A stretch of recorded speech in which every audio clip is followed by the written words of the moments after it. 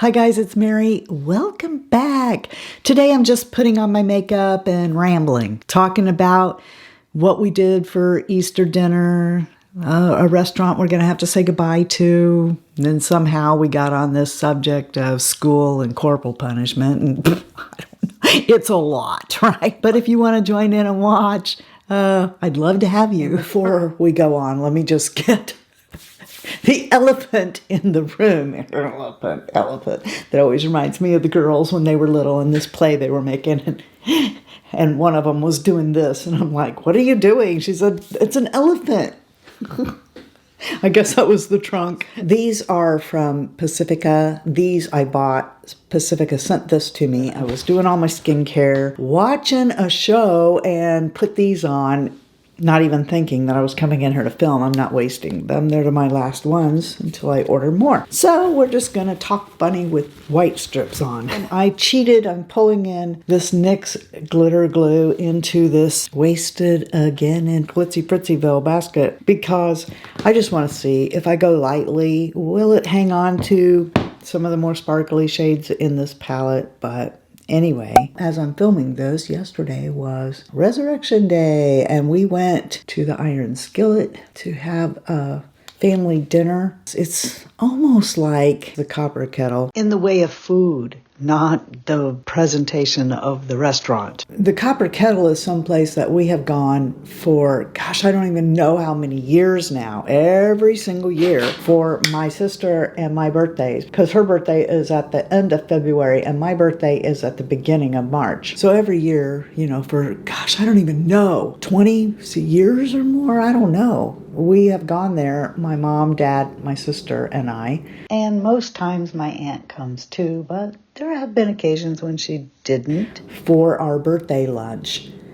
And the last couple of years, of course, Daddy hasn't been with us. Some of you know this because you've been with the channel long enough to know that we go there, and I look forward to it every year. But this last year was our last. If you've ever been there before, and I would say I'll be lucky if one of you has. But if you've ever been there before, they have no handicap stuff. This house has been around since the late 1800s. I don't know where I got the information about the whole late 1800s, but I think it was from one of the people who worked there on one of our visits. But in any case, I can't verify that information online. All I know is that it used to be an inn before it was a restaurant, and that I saw a postcard that identified it as being established for a restaurant in 1925. It was also apparently written about by Duncan Hines himself in the book Adventures in Good Eating, but that's all I can find on the subject. And they got awesome fried chicken. The food at the Copper Kettle and at the Iron Skillet, and I think, not sure, but I think there's another restaurant here called Hollyhock that I've ate at before. These restaurants, they all have what I would call Indiana fried chicken, and that's a pan-fried, so moist you just can't stand it kind of chicken. We used to have this woman there who, that was her sole job, was to make mashed potatoes, and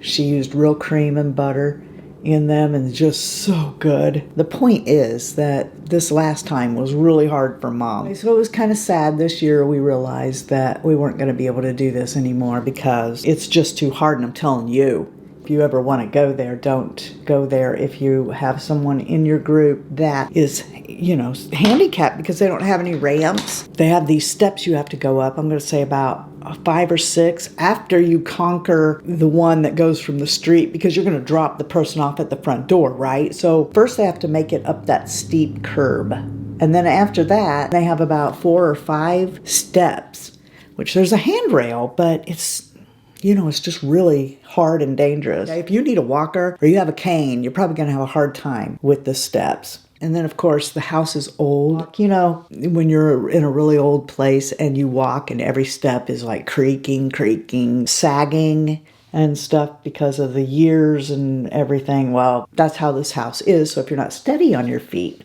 you know, every table in the place is different and they're all set, waiting for their guests, and it's just a really, really interesting place.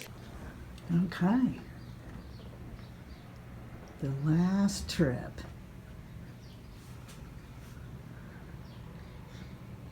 Hello, Mama. And there is the You know what? The crazy senior. You've been upstairs here, right? I think a long time ago. I can say I have several times. Of course, I can't do it now, but.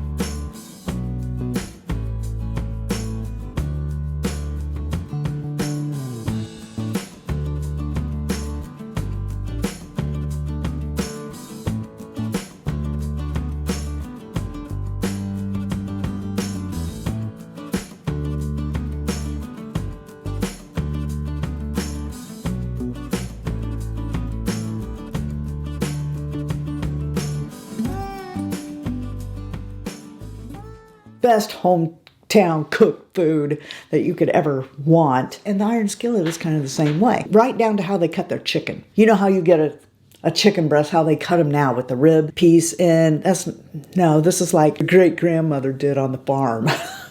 How they cut the breast. I'm just going to I'm just tapping into it. I just want to see if it's still going to end up all over my dang face if that NYX Glitter Glue is under there. I mean, I'm sure it will. When I go to take it off, it'll go down there. But I am doing double cleanse these days. So for those of you who really want to know, let's find out.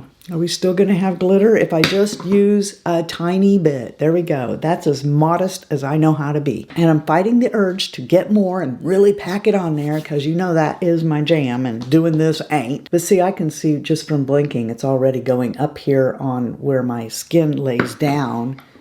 So I don't know. I can go ahead and tell you at this point with this pencil from NYX that depending on how far in I go to my waterline depends on how long it's, if it's going to stay at all. If I stay really close like I am right now, just skating here on the outside through my lashes, and I don't go too far in, it does okay. I'm half tempted to cut across like this so that I can put this down here and move this up high enough that I can do my brows and also hit those wrinkles. But maybe that's just getting a little too out there. I don't know. See, I've already got glitter up there in my eyebrows. So for some darn reason that I can't quite figure out, this glitter glue, it doesn't hold the glitter. You're still going to have some stray. Maybe no one else is looking in a 10 magnification mirror, and that's why they don't see it, but I do. I think we're going to try this today and their little tool. And I'm just doing that, getting some of this on here. Spread it around a little bit so I don't get a whole bunch. We may have to fix the brows after I get this thing off because I can't really see very well what I'm doing with it on there. So note to self, you learn something new every day. Don't do your brows with the patch on your forehead. Let's just take that off and see. Did it soften? Yeah, this is like the third time now that it has softened that. Now, of course, it does come back. So there's that. Okay, yeah, these two brows are not the same. We should never do that again. Let's redo that, shall we? Because it's going to be easier to fix if we just take this off. And just as an aside note, I do realize that my brows don't look any better when I redo them. Well, I saved you that little, what'd I say, show and tell? Do you guys ever have a show and tell? Do you know what it is? Record player. You put like the little film strip in it when we were kids. Do you remember this? The show and tell? My brother and I had one. I loved that thing. And I have all of the records for it. I just don't have the actual show and tell. One of these days I might have to pick that up. Or what about show and tell at school? Do you remember when they had show and tell at school? What were some of the things that you guys took for show and tell? First thing that pops in my head, I think they were called kittles. And they were little miniature dolls with big heads. And maybe I'll see if I can find pictures of those. They also had some that were in lockets. Lucy Locket? No, that's a nursery rhyme, isn't it? Yeah, it is. Lucy Locket, something lost her pocket. Kitty Fisher found it. Nothing in it, nothing in it. except the ribbon round it. I looked this up because Shy Guy doesn't even remember there was such a nursery rhyme, or a few others. Actually, more than once recently, I've been made to feel like I'm going crazy or something because I remember things that other people don't. So I looked this up as if I can make up something like Kitty Fisher on the spot, right? But the way it really goes is Lucy Locket lost her pocket, Kitty Fisher found it. Not a penny was there in it, only ribbon round it. Tell me how many of you have taught your grandchildren nursery rhymes, because I'll tell you what, they don't teach that anymore. They don't teach the nursery rhymes anymore. Heck, some of them probably aren't what we consider politically correct. We can't do that anymore, you know. I don't know which ones off the top of my head, but I'm sure there's something wrong with Lucy losing her pocket. You know? But anyway, show and tell. Yeah, I used to take my little Kittle dolls. I had one that was in a necklace, and I don't remember what those were called. Locket, pockets, something. I don't remember what those were called. And then also I had one that had a little stand thing that went behind her, and you pushed it, and then she would like walk across the floor. Okay, yeah, look, here they are. These are them. You know what I didn't know was these are called little. Not little. I don't remember exactly. I think I may have had a blonde one, but I didn't know there was so many. Oh, look, here's one with the thing. That thing right there. You push it and she walks. Okay, so yeah, there's a better picture there. But yeah, this is like they're in the perfume bottles. Here we go. And then like you take the top off and these fold down and the little doll is inside there. But, oh my gosh, I did not know there was so many of these. There's the ones that are the necklaces. Here's a better one right there, so you can see it better. Then you take it out, and these are scented. Yeah, little kiddles. And I remember we were still doing show and tell up until the 4th grade. I know for sure, because in the 4th grade, our teacher... You know, just for my own curiosity, I wonder, do you guys remember the names of your teachers? Say kindergarten through 5th grade, elementary? List those below for me if you do. Without looking it up, tell me your teachers, kindergarten through 5th grade. Mine were Hancock, Ramsey, Seitz, Alice Haus, McCarter, which is who I'm talking about in this story, and Jarrett, my first male teacher. She was kind of different. That teacher was playing, like she would take away mine and my girlfriend's Barbies. Okay, I guess maybe she probably had a good reason. We were probably playing with them instead of doing what we're supposed to. Because remember how the desks were? Remember how the desks were like, you know, I have one of those old-timey desks from when my husband's dad was in school. Not that kind. I'll show you. It's in my kitchen. Not that desk, but the ones that had a space inside the desk where you put stuff. We were probably like putting your books are supposed to be in there, but we were probably playing with our Barbies in there. Anyway, she confiscated all of the Barbies, and then, you know, we'd look up, we'd be taking our test or whatever it was we were supposed to be doing. We're doing that, and she is playing with the Barbies, do on the desk with the Barbies. And I remember thinking, in the 4th grade now, I remember thinking, wow, really? You're playing with our Barbies and you're an adult. You know, give our Barbies back. In the 5th grade, I had like a crush on my teacher. Well, I don't think we were doing show and tell then, but definitely in the 4th grade, because I remember that teacher taking away our Barbies and playing with them. I remember when you'd have, you know, recess inside because it was raining outside or whatever, and you had your little groups. These people were playing hopscotch, these people were playing jump rope or whatever in the classroom, and you got to put it all away. Never even thinking, like, what would that teacher must have went through with all these kids in that one room and everybody playing something, you know. I mean, my gosh, that would have been horrible. I'll tell you what, a teacher is not something I'd want to be now. I think that we have totally taken control away from our teachers. And what are they going to do? I remember when I was in school, I'm sure you remember when you were in the school, these people could keep us in line. Okay, we like go to the principal's office and there was a really real threat that you could like be getting your butt whipped with a paddle. And it kept everybody in line. As far as I'm concerned, it kept everybody in line. And that's why when our youngest was in school, by then, there's no paddling, okay? You don't get corporal punishment in the school anymore.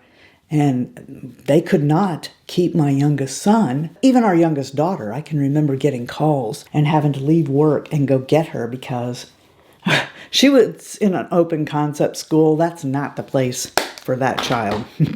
Open concept schools, and if you don't know what that is, there's no walls. You know, you don't have a door to a classroom. You don't have walls between the classrooms, and if the kids like feel like they're not learning, they can just leave and wander into this classroom. And the whole philosophy is they're in the same grade. They're going to learn something somewhere, right?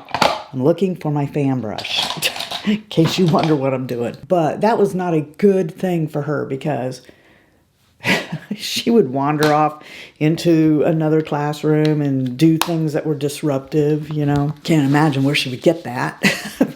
Anyway, so I don't think I would have done very well in that kind of an environment either. But by the time our youngest son was in school, you know, he had that same kind of a issue and he's being disruptive and stuff. And anyway, finally I had to go to the principal's office and the principal calls me and tells me he's got him down there.